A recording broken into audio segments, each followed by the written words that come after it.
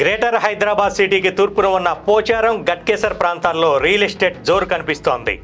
ఆయా ప్రాంతాల్లో భూములు, ఇండ్లు కొనేవారి సంఖ్య రోజురోజుకి పెరుగుతోంది. హెచ్ఎండిఏ మాస్టర్ ప్లాన్లో భాగంగా ఇక్కడ 100 అడుగుల రోడ్లు కూడా వేసే ప్రపోజల్స్ ఉండటంతో భారీగా వెంచర్లు వస్తున్నాయి. ముఖ్యంగా వరంగల్ నేషనల్ హైవేకి ఆనుకొని పలు ప్రాజెక్టులు ఏర్పాటు అవుతున్నాయి. ఇప్పటి వరకు హైటెక్ సిటీ, గచ్చిబౌలి, నానక్రామగూడ ప్రాంతాలే కేంద్రంగా ఐటీ కారిడార్లు ఏర్పాటు చేశారు.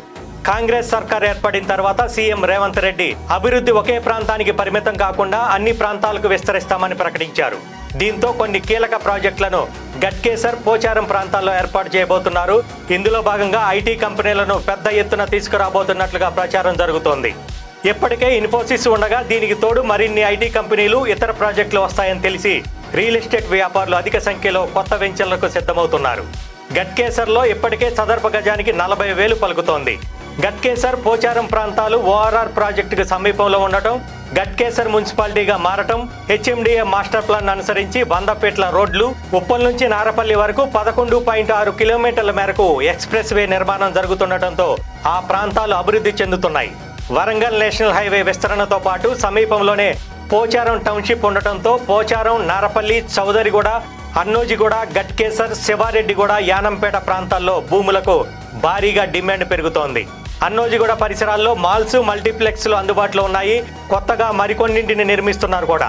రెస్టారెంట్లు, వినోద కేంద్రాలకు కొదవే లేదు. నారపల్లి, నందనవనం పార్క్, గట్కేసర్ వరకు ఎంఎంటీఎస్ సదుపాయం కూడా ఉంది.